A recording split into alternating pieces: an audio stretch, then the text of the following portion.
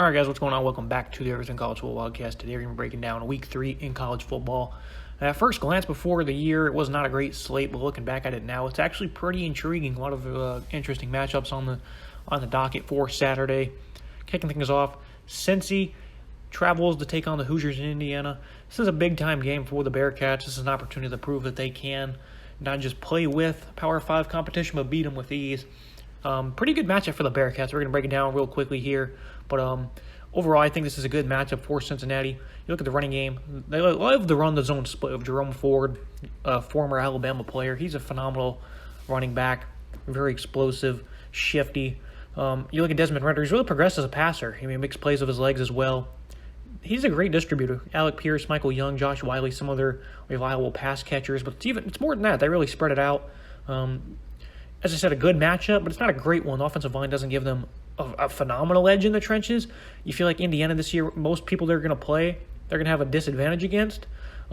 It's how serviceable can they be, and I think Indiana can be serviceable here. It's a good unit up front for the Bearcats, but not overpowering at all. The passing game, nothing flashy, but they're efficient. Distribute it to its playmakers very well in that facet. Look at the Indiana defense. So they settled down versus the run versus Iowa after a big play Tyler Goodson ripped off early. This is still a good defense, 9 turnovers forced in the last 4 home games. That's pretty key. This is a ferocious defense that likes to get to the quarterback. They like to not only hit hard, play with aggressiveness, but they're ball hawking too. 17 interceptions in 8 games last year. That's no fluke whatsoever. They even did it to Ohio State. The biggest question mark for them, though, their defensive line. Got beat down on last year against the run. The Weston Kramer and Ryan Ryder Anderson, the transfers, they're already making an impact. So that area seems to be continuously improving for the Hoosiers, and that's big in this game. Micah McFadden does a little bit of everything at linebacker. Cam Jones, Marcelino Ball, veterans at linebacker as well. Very good secondaries. I noticed those interceptions they had last year. T1 Mellon, Reese Taylor. Very good tandem of corners. I feel like this 4-2-5 provides a nice little threat not to allow this passing game to be effective. I think it'll be efficient still because that's just their MO for Cincy. But I think they're going to mix up some pressures. I think the Bearcats, one thing they can do, though, is the Hoosiers' offensive line doesn't seem greatly athletic. I think multiple bodies at different angles could cause some issues for them. Majah Sanders off the edge. These guys are phenomenal at stopping the run. The pass defense as well. They could force these guys to be one-dimensional. They don't allow much versus the pass. Last year they had 20 interceptions, like 7 touchdowns or something phenomenal. Javon Hicks and Kobe Bryant, good DBs. They're ball hawking in their own right. Back-to-back years with 16 interceptions. They've stonewalled some good offenses last year. Indiana, they've not been a crisp one really. They have not yet really started clicking. They haven't found the groove yet. It's a tough matchup for them. You look at Michael Penix, he only had 68 yards on a 68% completion rate last season. They didn't really try to throw the ball well. And he had 3 touchdowns. It was really more about getting the run game going. 50 carries, 179 yards. Not great. I think this offense is just too one-dimensional, though. Again, Sanders off the edge, Curtis Brooks, a defensive tackle. This offensive line is just really sluggish. This 3-3-5, though, the Cincinnati comes out with, it could allow Stephen Carr to get some good carries. They don't need to be great running the ball, 4 to 5 yards per carry on maybe about 20 touches. That'd be big for this unit. Even 3.5 is a good number. Carr is a twitchy, athletic guy. They're going to bring in an extra body in Hendershot. What is he, like 6'5", 260? A big body in Hendershot, an extra body to help create some small lanes for Carr. His short area quickness is great. So even though this running game is not really good, the defense they're facing with his skill set might be able to have some success for Penix and these guys. Ty Freifogel could be shadowed by Amari Gardner. Again, though, very deep receiving core. DJ Matthews, David Ellis, pretty deep receiving core for Indiana. You've seen what Penix can do when he's clicking. Very big arm. He can make a lot of good throws. This doesn't seem like a good matchup for Indiana, but I feel they can convert on offense if they can just stay ahead of the chains, hit a big play or 2 downfield. The Hoosiers on defense, they don't allow many third down conversions either. I think their defense, they forced turnovers, as I said, 9 in the last 4 home games. I think they're going to give them a few short fields. Cincy has a fumble problem. They had 10 last year, 2 already this year. I'm going to go with the unpopular pick, Indiana 20-17. They play really good at home. I think Tom Allen's going to have this bunch ready to go. Could be completely wrong. I just feel like when you get down to the gritty of it, this is a pretty good matchup that could allow them to make some plays in the running game. And I think their defense, this is no joke of a defense. They're pretty much the reason why they beat Penn State last year. They also beat Michigan, too, from a phenomenal defensive performance. So even if their offense isn't clicking, which it hasn't yet, I don't think that's going to last very long. This defense is going to give them a shot in this ballgame. Looking at Virginia Tech and West Virginia, the WVU is the 3-point favorite. Look at Letty Brown, the best player on this offense. But they're playing a defense that clogged up the North Carolina ground game a few weeks ago. They couldn't get anything going at all. This front seven played with an edge, a different type of aggressiveness. They were so good. It wasn't just Amari Barno, that is. Dax Holyfield stepping up, Tyjon Garbutt, Alan Tisdale at linebackers really made some big plays. This defense in year 2 under Justin Hamilton's really making some waves. Last year they were grinding down on against the run, weren't too great against the pass. But the talent, they have some good talent. I noticed I discussed one of the keys against the Tar Heels was a veteran secondary. If they could keep everything in front of them versus UNC and a receiving group that doesn't have any chemistry, they'd be in some good hands. And that ended up being the reason they probably won the game. Played very well downfield, didn't give up much whatsoever all the game long to Howell. But it's a different story for West Virginia. No, they're not as explosive. They don't have Howell at quarterback. This group has extensive work together. Sam James, Bryce Ford-Wheaton, Winston Wright. A much better task here for Shamari Connor, Jermaine Waller, Dorian Strong, the big three they have in that secondary. Jarrett Dodgy, though, he'll be key in making the right reads, not forcing the ball. He had only 4 picks last year. He had 2 INTs against Maryland. WVU also had 4 turnovers in that game. I think this is a good matchup for the secondary, but they do have extensive work together for WVU, so that inexperience factor is not going to be in their wheelhouse like it was against UNC. The Hokies offense, they ran the ball well. They struggled pretty significantly once UNC adjusted. They faced Dante Stills, Akeem Mesidor in the defensive line. Maryland, they had their way with them. Fleet Davis ran for 100-plus. In the passing game, they just lit them up. They had some big plays early that gave them a lead. They allowed a big passing play late because they adjusted well in the second half. They gave up some big plays late, did early in that game. They're facing Trey Turner and Travion Robinson, 2 very impressive receivers. Braxton Burmeister has an arm himself. He can really hurt you as an open field runner, too. I think, Maryland has some good balance against West Virginia. Similar talented offense here. Jalen Holston or Sheen Black here. I think that VT is going to have some really good balance in this game. I don't want to base everything off the first game of the year that they had because they're certainly going to adjust. West Virginia will. Neil Brown's a great defensive coach, but it's still quite similar rosters. Quite similar game plans here. I think they're going to want to be better running the ball than they were in that second half against UNC. It's kind of their bread and butter.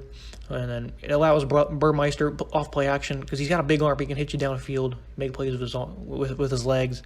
Alonzo Addy, the lone veteran in the West Virginia secondary, he's going to be instrumental in making sure these guys are lined up correctly.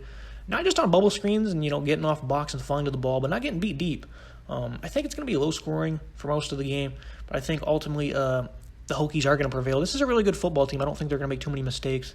This defense, I really like what they're doing under Hamilton in year 2. I think Burmeister and these backs, they're going to each have some big plays of their own. I think their wide receivers are going to do some work as well to convert. I think they're going to have some long drives. 27-17 is the prediction for this ballgame. We look at an interesting contest here, Michigan State and Miami. Peyton Thorne, he can throw it downfield with accuracy. Jalen Redd, Trey Mosley, he's gotten some looks. Jalen Naylor, they're kind of deep at receiver. They have a good little group here. Ricky White has not seen the field this year. I'm not sure why, but he just hasn't.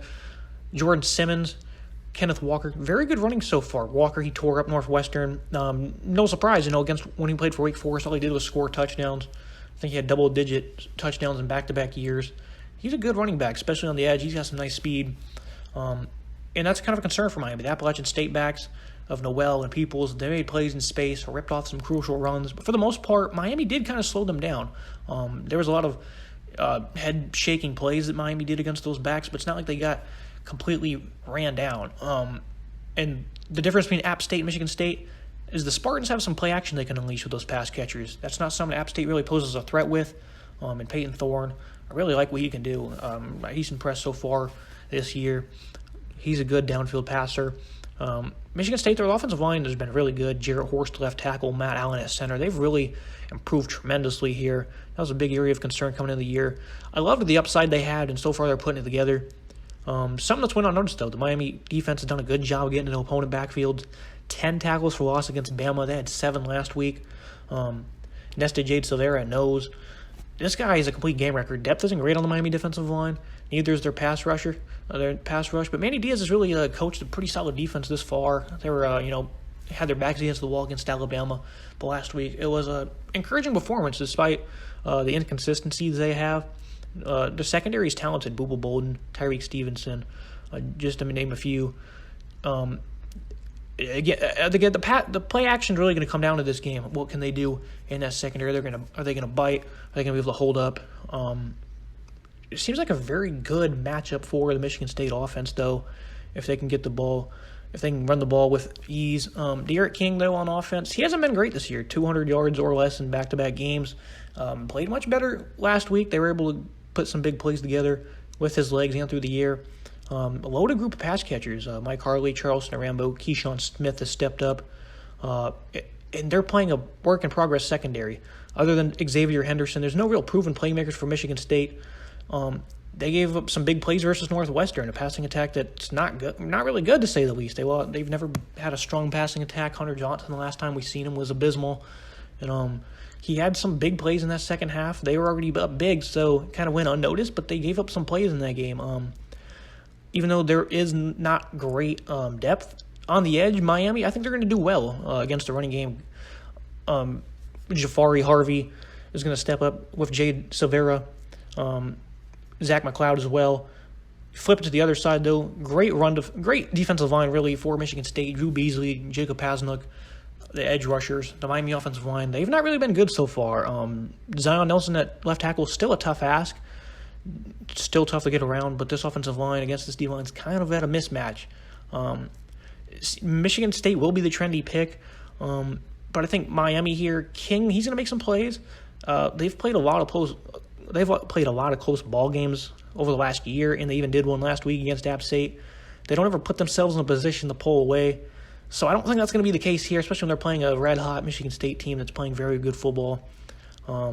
Michigan State as well. They won both one-possession games they played in last year. I think it's really going to come down to the fewest mistakes. I think it's going to be back and forth. I think Michigan State does have a nice edge in the trenches, but I feel like Miami's going to win this game. I think if King can get the ball late and they're down, he'll make some plays to win. I've got him winning 37-26, even though everything I said indicates Michigan State is a great matchup, playing at home for the Hurricanes. I think they're ready to put some of the doubts that people are having about them kind of in the rear view, and I think they want to come out here and try to make a statement. I know I said that last week too, but they're playing a really good football team. They're playing another one here. I think that they're getting better, though. I think that last week was really encouraging. I think they're going to win this ball game. Michigan State will be a trendy pick. I wouldn't be shocked one bit if they won. 30-26 is the score. You look at Alabama and Florida. The Gators host the Crimson Tide. What an interesting game this is going to be. Bryce Young, he's been great this far. He's shined against Miami. He had 300-plus yards, 4 touchdowns. He showcased his ability to make plays and to push the ball downfield. It's going to be a sizable test for this offensive line. Darian Delcourt is at center. Chris Owens at right tackle. Owens was originally expected to be the starting center coming into the year. Delcourt will be there with Owens out wide. Alabama, they're going to want to run the ball. Brian Robinson, he's great. He's running through contact, shifty in the open field. He's a former top-rated recruit backs him up in Trey Sanders. He's finally healthy. He's been getting the second most touches. Jace McClellan, he's also really versatile.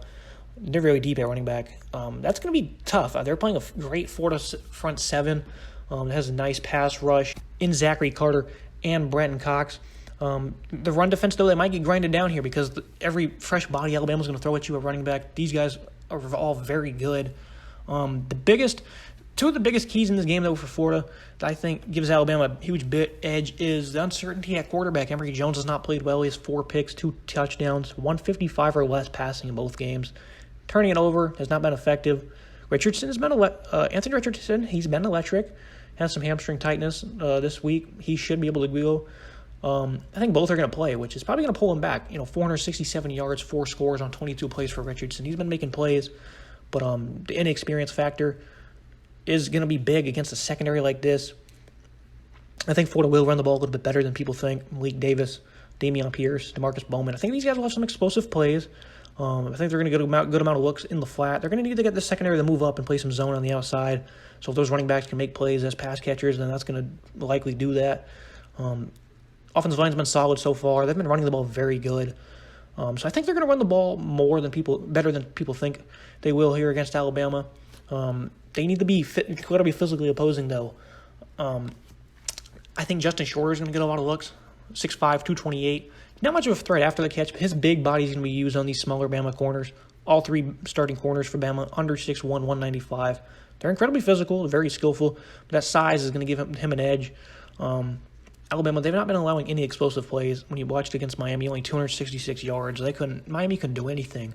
As good as this front seven is, they actually tied with Alabama last year for sacks with 37, and Bama played more games than Florida did, so Ventrell Miller is out there at linebacker. Mohamed Diabanti, Armani Barney, they're going to have to step up, but they lost the sideline guy in Ventrell Miller. He does a lot for them. A block shedder, sideline tackler. Just unfortunate losses. He's went out with a surgery. And that second key I was wanting to refer to, Trey Dean, Kiar Elam, they're the only veterans in this secondary. Everyone else is a sophomore or freshman. That's going to be a big disadvantage against some versatile, shifty pass catchers in Jamison Williams and John Mechie. JoJo early, he saw some looks against Mercer. These vertical seam routes, I think, are going to tear Florida up. I think Bama's going to completely shut down any passing attack Florida will have. I see him winning 41-17. I think being at Ben Hill Griffin Stadium is going to be a big test. First road game for Bryce Young. All around Alabama, though, I think they're going to grind him down with those fresh running backs. Young, I trust him not to make any bad decisions. Even this early in his career, I trust him to make the right plays. Bill O'Brien and crew, they'll put him in the right position not to make any mistakes, too. So I think they're going to run away with this one, 41-17. I hate to pick it to be a blowout, but it's hard to expect anything else with this good football team. It just seems like a bad matchup at this point in time for Florida. The Penn State whiteout is back. They will host Auburn this weekend. Bo Nix, he's not been great, in big games. His history shows he likes to hold the football, being consistent with his passing. He's a really good runner, though, and he's got a lot of great talent, especially with his arm. Maybe Mike Bubble coming over, he'll look completely different. But based on what I've seen throughout their career, this is not a game where Nix is going to show up. They have a great running back duo in Tate Bigsby, Chris Hunter as well. They've both ran for 100-plus yards last week. 257 on 17 carries for Hunter. Bigsby, very elusive, runs of an edge. They might have some success here. Wisconsin certainly had some good success. But for the most part, it's going to be a one-dimensional offense. Nix, I don't think he's going to be able to do anything, especially with the group of pass catchers they have. They don't really have anybody. Demarcus Robinson comes over. He's certainly going to play a big role this year. Other than that, though, it's questionable. They lost their top three pass catchers a season ago, and this passing attack was still pretty stale. A couple of coverage busts allowed Jahan Dotson to get deep on the Wisconsin defense. But the Auburn defense, they might have some answers for Sean Clifford, though, so not all hope is lost. Nice pass rush and Wooten and Cody Wooten and Derek Hall. Their top two defensive tackles, Naquan Newkirk and Tyron Truesdale, are gone, though. Their rush defense was pretty bad a season ago, pretty lackluster. T.D. Moultrie has been a big surprise this year as well from his defensive end spot. So they have a fair matchup with Penn State, at least with the pass rush. Will they get them to obvious passing situations often? I'm not sure. It's a deep group of backs: Noah Kane, Kavonte Lee, Devon Ford, John Levet. All four will see touches in this ballgame, I'm sure. Clifford's at his best with balance. I think they're going to be able to run the ball pretty well. They have an edge on the interior offensive line, I would say, with those two nose tackles gone. Jacoby McLean and Oben Papai combined for well over 200 tackles a season ago. So they have really good linebackers. They're also got a nice little corner duo, Roger McCreary and Naheem Pritchard. He was in the slot last season. He moved to outside this year. They really like what they have in him. McCreary, great ball skills. He also had like 7 tackles for loss a season ago. He can play and press, make plays on the ball, show up against the run. McCreary, he's a really good ball player. I think they're up for the task of slowing down Jahan Dotson. And Parker Washington in the slot, what are they going to do about him? He's very athletic, very good after the catch. I do think this is a Derek Mason versus Mike Yurcich chess match. Hybrid defense for Mason. It'll be interesting to see what fronts they throw at him. It was a bend but not break unit last year for the most part. But again, Bo Nix, he doesn't really show up. I think Arnold Ebiketie off the edge, he's going to have a big impact in this game, as he already has this season. they're really good at slowing the run down, too, is Penn State. I think they're going to probably load the box up a little bit and slow things down because they have a giant edge in the secondary. Joey Porter and Castro Fields should have no issues holding this receiving group. Jaquan Brisker, tremendous football IQ. Auburn doesn't really impress vertically, at least it's kind of an assumption because the first two games you can watch the film all you want, but it's not Penn State's defense. So Ellis Brooks at linebacker, I think he's going to have a phenomenal game, as will Brandon Smith. They're going to be great at collapsing and filling gaps. They didn't. Brooks did everything against Wisconsin. Was there on 4th and shorts. Was there on pass plays after they would try to convert, and he would be right there to stop them every single time. Brooks is phenomenal. I think they could probably rip some runs off here with a nice group of backs, but for the most part, I think Penn State, especially with this wideout crowd, they're just going to come out firing on all cylinders. I'm going to take them to win 27-14.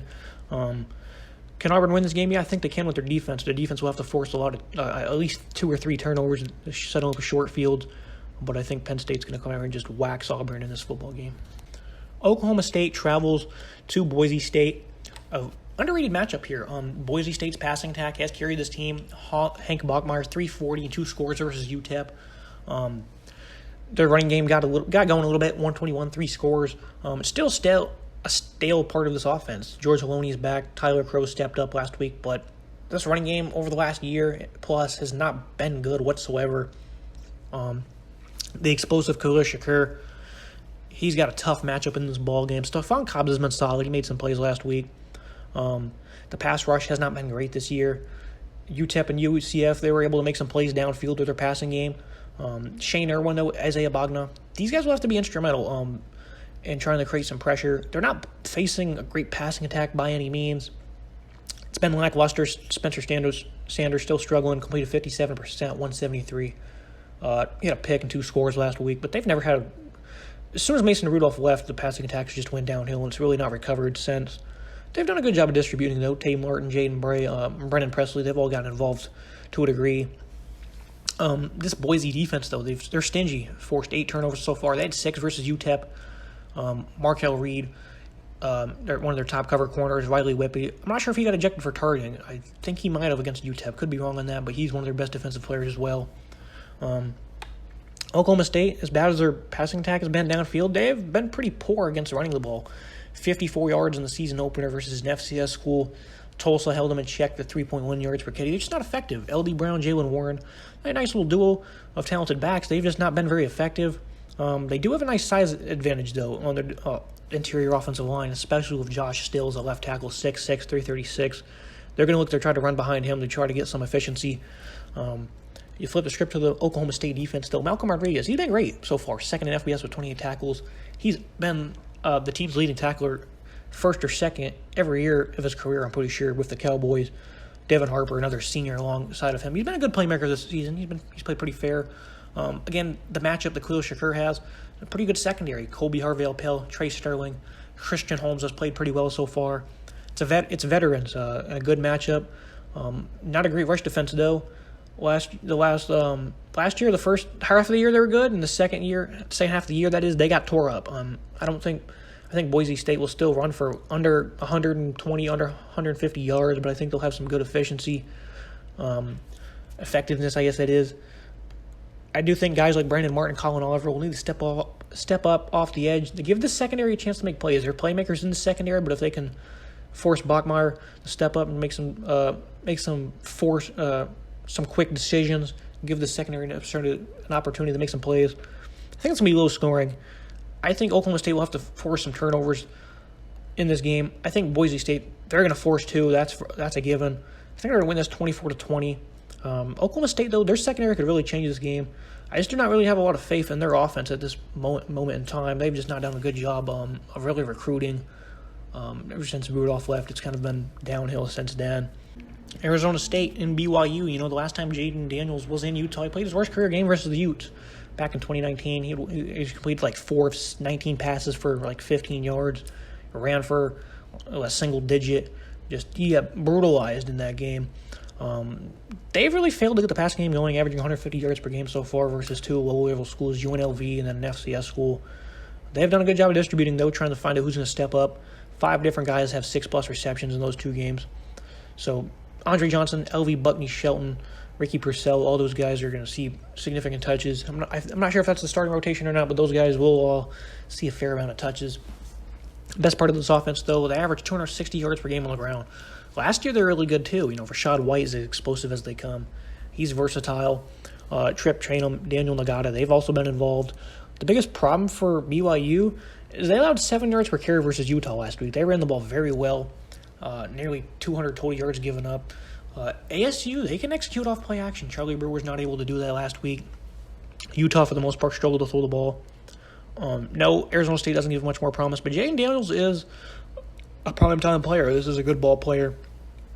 I'll take him in this situation 10 times out of 10 over Charlie Brewer. You get flipped the script for the most part. ASU, they got tore up by the run last year. Much better so far this year. Lower-level opponents. Jermaine Loyal, he remains out. He's probably going to miss the entire season with, I think it's a triceps injury.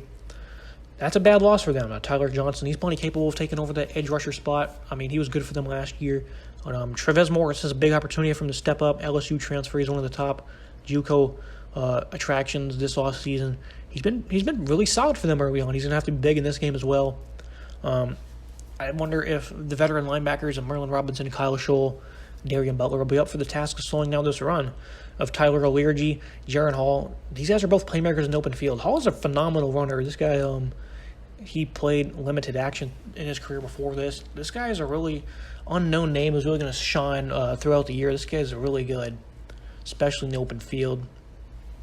It's a good corner duo in Chase Lucas and Jack Jones. Nothing flashy about this BYU passing game. But Hall has been efficient. It's kept opposing defenses on their heels. I think in this game, controlling time and possession will be big. I think it's going to be a close game. The BYU home crowd is great. These guys were rocking last week. But under Herm Edwards on the road, this team doesn't really seem phased. Yeah, their record's 6-8. But six of their losses have came by one possession or less. The 7th came by just 10. And the other one was that Utah game in 2019 where Daniels played horrifically. His team doesn't seem phased on the road by that. Yeah, their record's negative, but again, like I just said, they don't ever get smoked on the road. Again, the secondary has some pretty good ball skills. I think Antonio Pierce, he's going to dial up a way that generates some pressure that contains Jaron Hall. Home field edge is going to be big for BYU. I just feel like ASU is going to squeak this one out. They want to prove that they're contenders in the Pac-12. I think that game against USC last year where they blew a double-figure lead with like 3 minutes to go, still, even a year later, still got a sour taste in their mouth.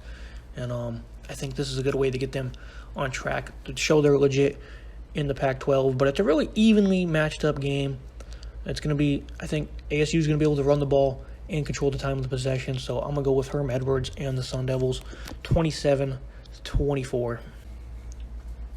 Looking at some other games on the slate, Coastal Carolina travels to play Buffalo. Kevin Marks, he plays a tough defensive line of Jeffrey Gunter, C.J. Gardner, C.J. Brewer, that is. This defense allowed some plays in the open field last week against Kansas.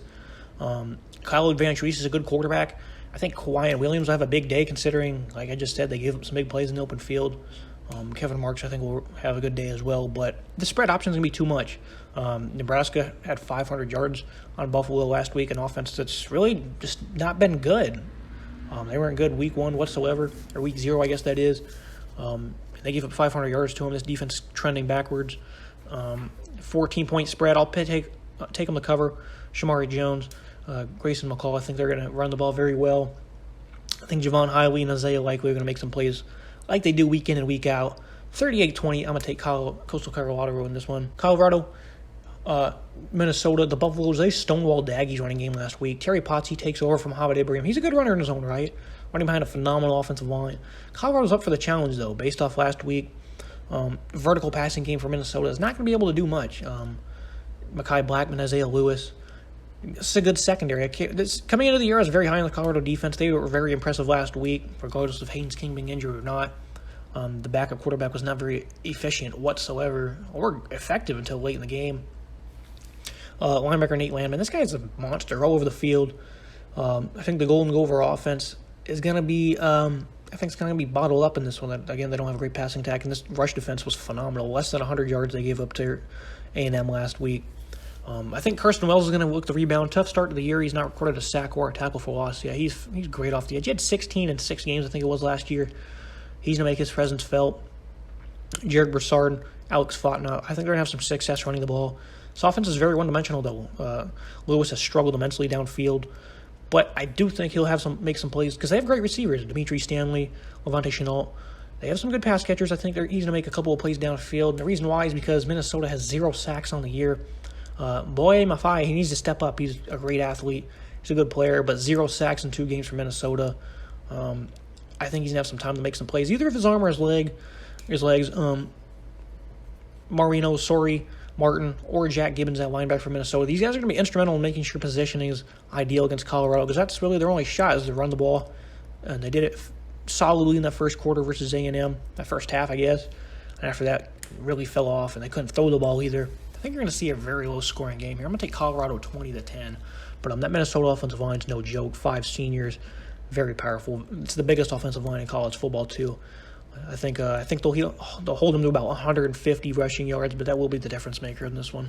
Looking at Nevada, they travel to Kansas State. It's a good matchup for this offense for K-State. Deuce Vaughn's an electric runner, is very elusive, very small frame, but you guys probably, if you have not seen him in the open field, he is dynamic as they come.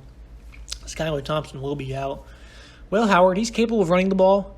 Not much of a threat as a passer, 47%, 76 yards, 1 pick versus an FCS school. The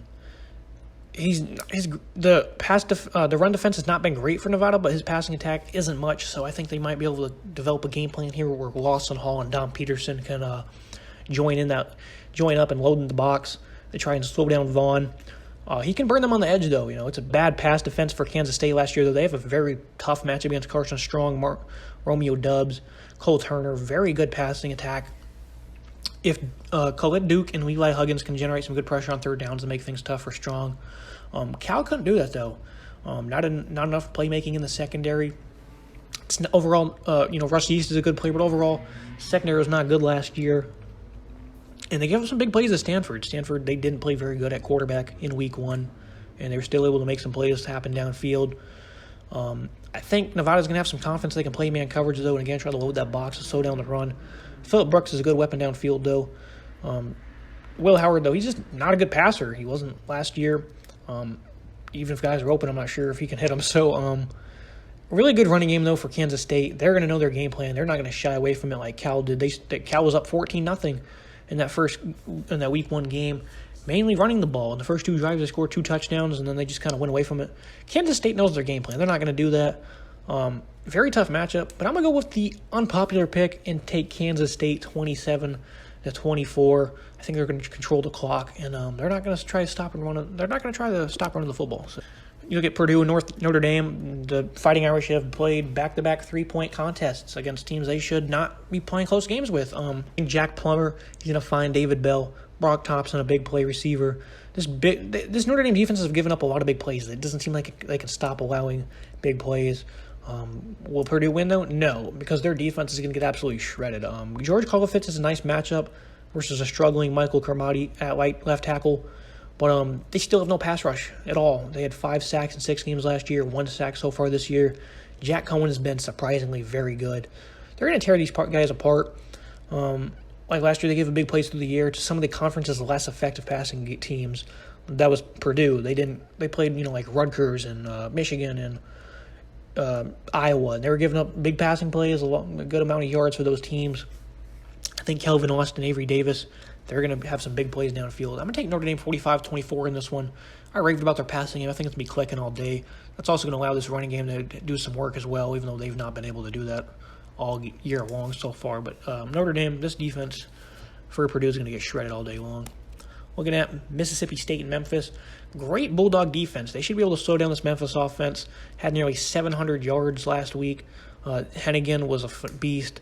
Calvin Austin, he's a phenomenal pass catcher. But I think Emmanuel Forbes, Martin Emerson in the back end, they're going to be able to contain him a little bit. Linebacker Aaron Brule, he's been instrumental in helping these guys slow down the run.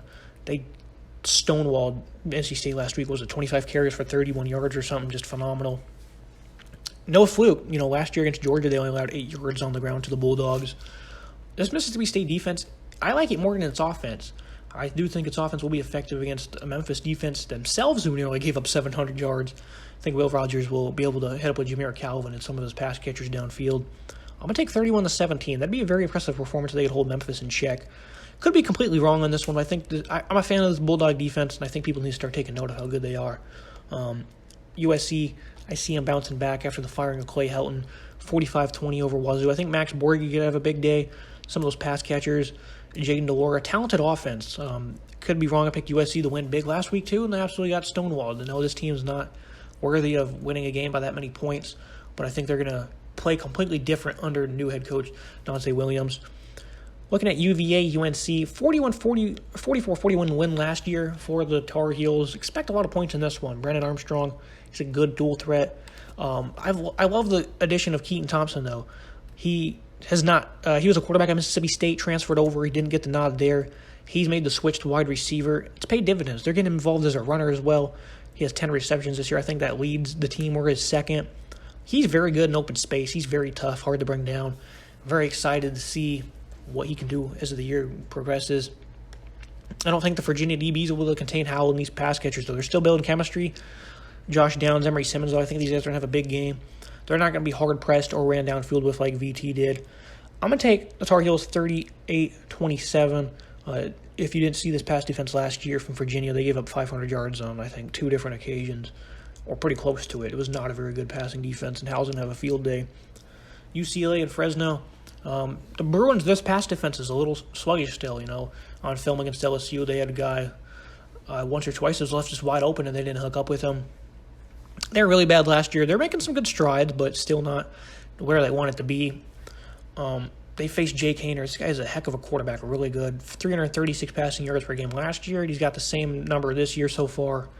This guy is a red hot. He doesn't make mistakes. He can make a lot of throws, a lot of NFL throws. He's a very good quarterback. Fresno State, though, they also have a very good defensive line. Aaron Mosby, Kevin Adkins, they were among the nation's top 10 in sacks last year. It's a no-slouch defensive line. This UCLA offense, though, they're electric in the open field. Zach Charbonnet, Brenton Brown, Greg Dulcich at the tight end had a 75-yard touchdown against LSU. Following that Oregon game, everyone knows that Fresno State was a good ball team, but after that game, UCLA, that certainly has their attention if they didn't already. I think they're going to be well prepared for this game. I'm going to take them 34-17. I think they're going to look to control the clock, keep Haener on the sidelines, because this running back duo was really good. And Oregon was able to lean on the run late against Fresno State, and it paid off. So I think that you're going to see UCLA do the same. I think they're going to be able to wrap this one up 34-17. So that's going to be all for the Week 3 preview. Leave your predictions below. Leave a like. Make sure you subscribe. Peace out.